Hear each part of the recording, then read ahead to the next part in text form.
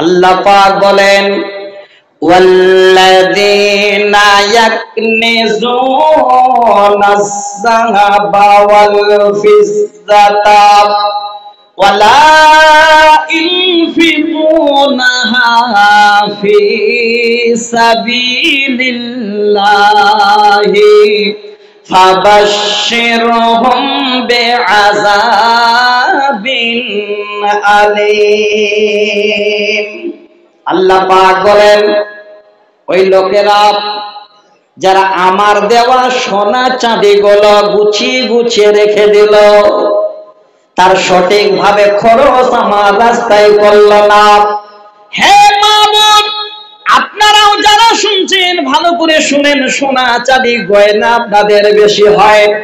অনেক বাবাজানের ঘরে দেখবেন ভরির ভরি সোনা চাঁদি জমানো আছে।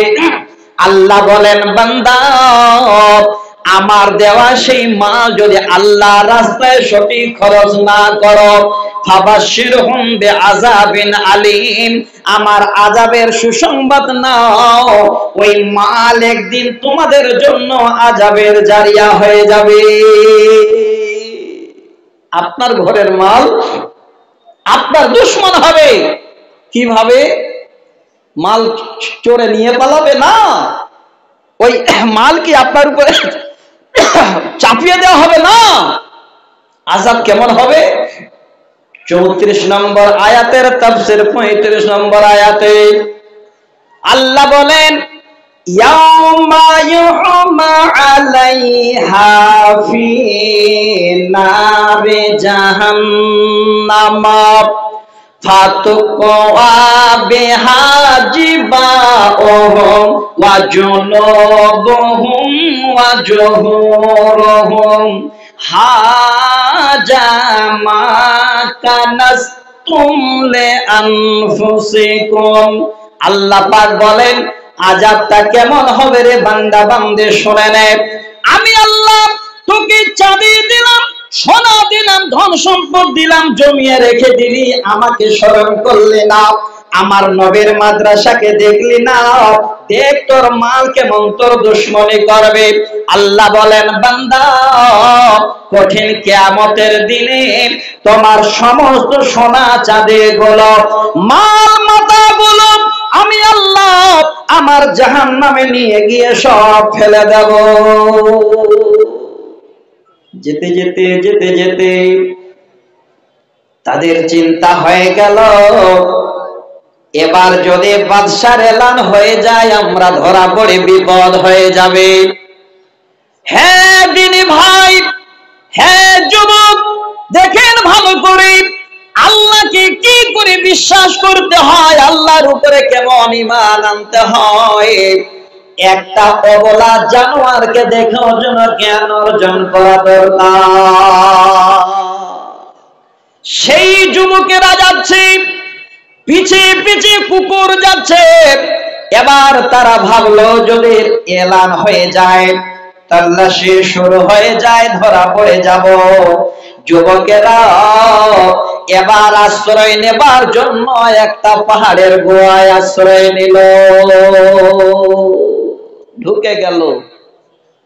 কুকুরটা তো অবলা জানোয়ার, যখন দেখলো তারা ঢুকে গেছে পালিয়ে যেতে পারতো। দেখেন ভালো করে, একটু জ্ঞান অর্জন করি। ওই আল্লাহর বান্দারা গর্তের ভিতরে যখন ঢুকেছে, কুকুর ভাবলো যাদের পিছে পিছে আমি আসি, যারা এক আল্লাহকে মানে অন্য কাউকে মানে না, আমি তাদের ছেড়ে যাব না।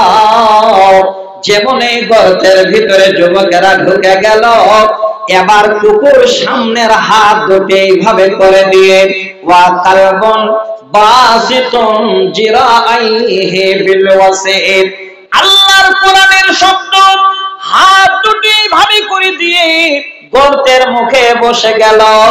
হে যুবক, তোমরা কখন উঠবে, কখন বের হবে? আমিও তোমাদের পিছে পিছেই রাজত্ব ছেড়ে চলে যাব। ঢুকে গেছে। আল্লাহ বলছে শুয়ে পড়, আমি তোদের নিদ্রা দিচ্ছি। ঘুমিয়ে গেল। এবার ঘুমিয়ে আছে কতদিন, লম্বা ঘটনা তো শর্টে বলতে চাচ্ছি। যখন পূর্ব গগনে সূর্য উঠছে, আল্লাহর ওয়াদার তারা এইভাবে করে কাঁধ হয়ে যাচ্ছে। আস্তে আস্তে সূর্য যেমনই পশ্চিম গগনে যাচ্ছে, ওই যুবকরা আবার ঘুরতে ঘুরতে ওইদিকে মুখ করে নিচ্ছে, অথচ ঘুমন্ত অবস্থায়। এইভাবে চলতে চলতে চলতে ৩০৯ বছর করে চেতন পেল। আচ্ছা বলেন, কুকুর থাকবে? হয়তো ক্ষুধার জ্বালায় পালিয়ে যাওয়ার দরকার ছিল, সেখান থেকে কোথাও চলে যাওয়ার দরকার ছিল। এত বড় আল্লাহ বিশ্বাসী একজন মাখলুক, যুবকেরা যেমনে উঠল না, সেখানে হাত বাড়িয়ে দিয়ে অপেক্ষা করতে করতে এবার সেখানেই মরে গিয়ে হাড় হাড্ডি গুলো পড়ে গেছে। আমি শোনাতে চাচ্ছি, আল্লাহর কোরআনে শব্দটা আছে আজকা, আজকা শব্দটাকে বোঝার জন্য, পবিত্র খাবার বোঝার জন্য। আল্লাহ বলেন, বান্দারে আমার উপরে যদি ভরসা করে জীবন যাপন করিস, আমি আল্লাহ তোমাদের এই রকমের পবিত্র রোজে আহার করাবো, সেটার দায়িত্ব আমি আল্লাহ তোমাদের জন্য নিয়ে নিয়েছি। কি হলো? ৩০৯ বছর পরে যদি চেতন পেল, চোখে হাত দিয়ে ভাবে করে কচলাচ্ছে আর বলছে, ভাই কেন ডাক দিলে? বলে, ভাই কখন ঘুমিয়েছিলে? বলেই তো দিনের একটু আগে অংশে ঘুমালাম। ৩০৯ বছর ঘুমিয়ে আছে, ঘুম পূরণ হয়নি, চোখ কচলাচ্ছে আর বলছে একটু কিছুক্ষণ দিনের অংশে একটু আগে ঘুমালাম।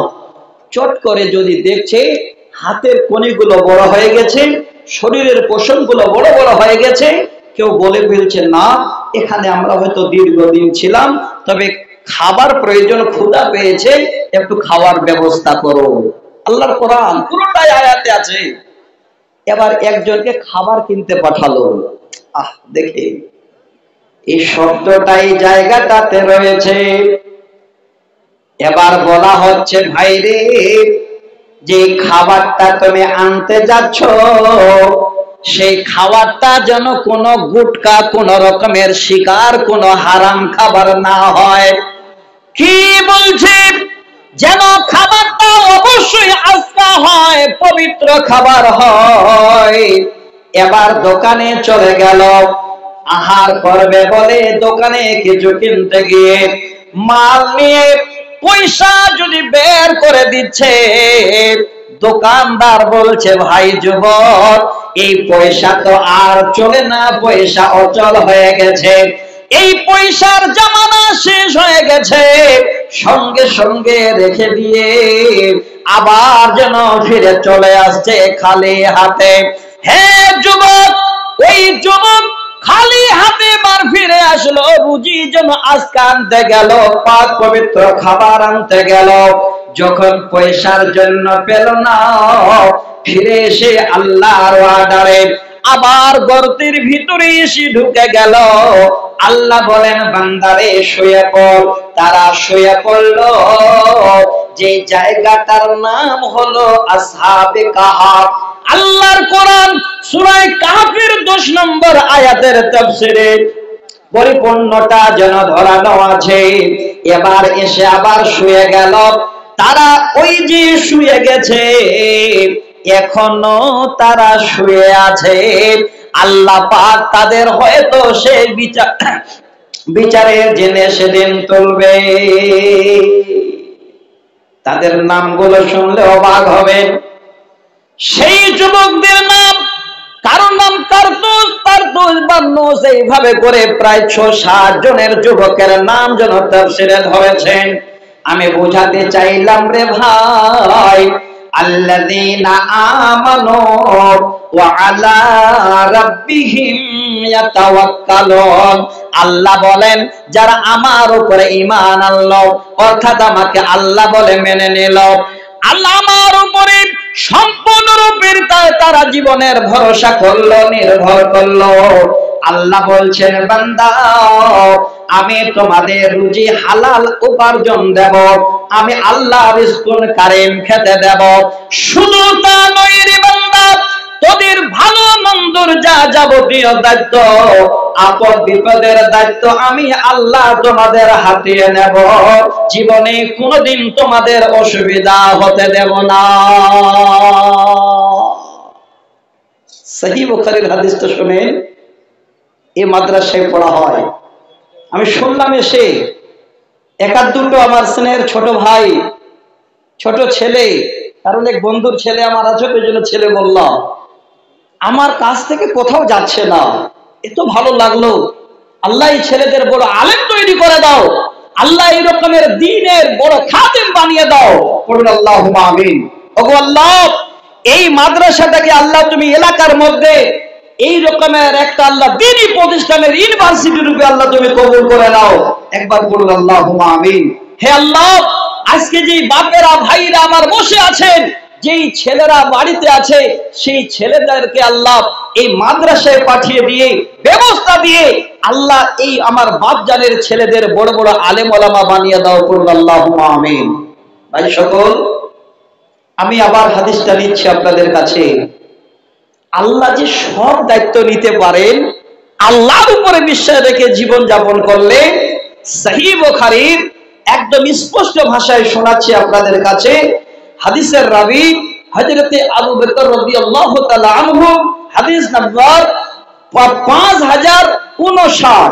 এই মাদ্রাসায় পড়া হয়, সহিহ বুখারীতে হাদিসটা আছে।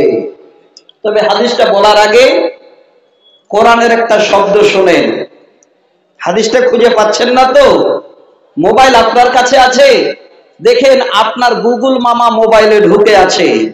খালি যান, সূরা তাওবা নামে একটা সূরা আছে, এই সূরাটাতে গিয়ে 40 নম্বর আয়াতটা দেখবেন।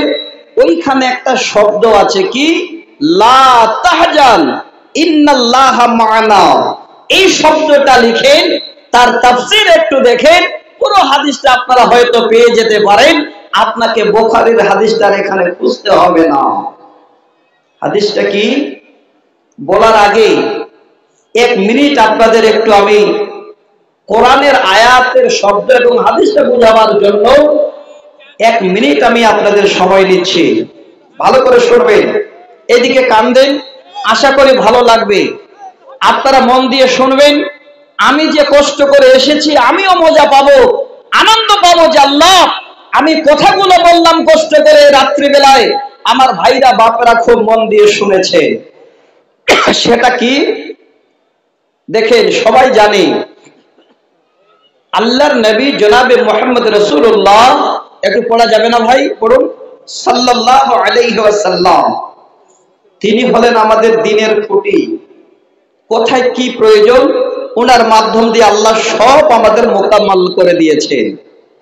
কিন্তু মুশরিক বেদিনেরা ওই নবীর সমস্ত এইভাবে ভালো দৃশ্যগুলো দেখে তারা কিন্তু ভিতরে ভিতরে সহ্য করতে পারে না। তাদের একটা পার্লামেন্ট ছিল, দারুন নাদওয়া।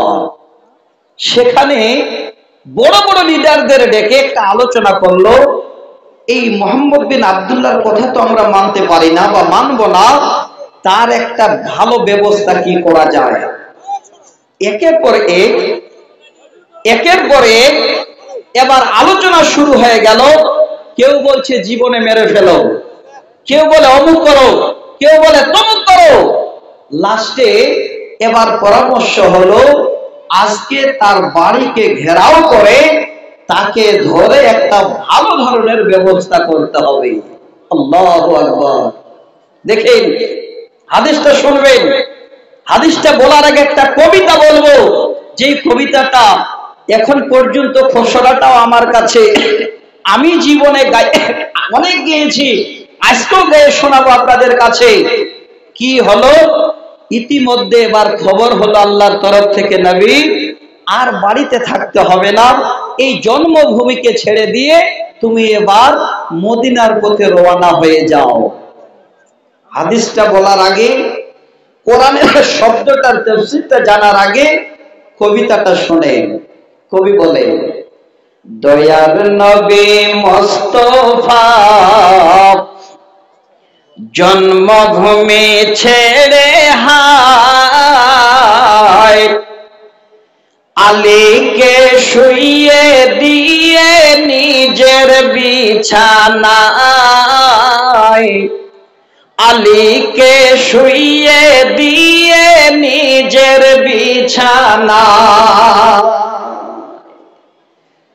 কাফেররা দলে দলে নবীজিকে ধরবে বলে সারা রাতি চারিদিকে ছিল পাহারায় আলীকে শুইয়ে দিয়ে নিজের বিছানা নবীজি তাই গভীর রাতে আবু বকরকে নিয়ে সাথে ইসমে আজম পড়ে তাদের সামনে দিয়ে যায় আলীকে শুইয়ে দিয়ে নিজের বিছানায়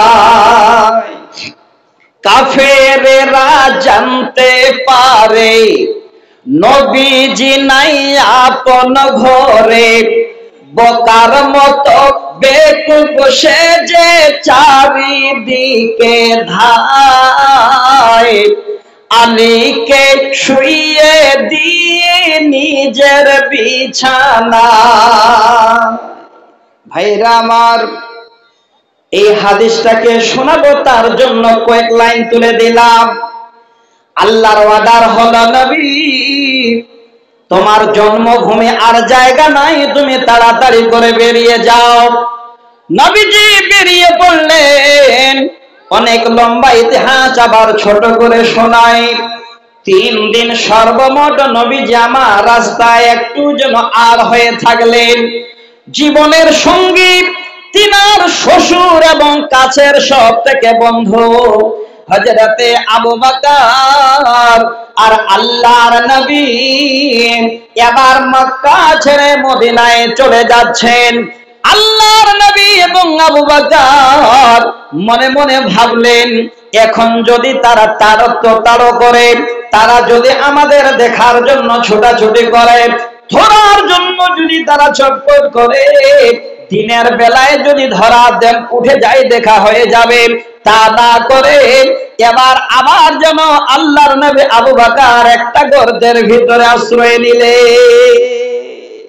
জায়গাটার নাম গারে সৌর লম্বা করছে না এটাই হলো আমার পয়েন্ট এটাই হলো আমার বলার বিষয় এটাই হলো লা তাহজান ইন্নাল্লাহা মা'না এটাই হলো আলা রাব্বিহিম ইয়াতাওয়াক্কালুন আপনাদের বুঝাবার কথা হযরত আবু বকর আল্লাহর নবী গর্তের ভিতরে নবীকে পেলেন না এলান হয়ে গেল ঘরে যেখানেই পাও ধরে নিয়ে এসো চারিদিকে সব ছুটাছুটি শুরু করে দিয়েছে হযরত আবু বকর বলেন ক্বালা কুলতু লিন-নবী সাল্লাল্লাহু আলাইহি ওয়াসাল্লাম আনা ফিল গার হযরত আবু বকর যেন বলছেন আমার নবী আর আমি দুইজন মিলে গর্তে লাউ আন্না আহদাহুম নাজরা তাহতা কাদামাইহি লা আবসারনা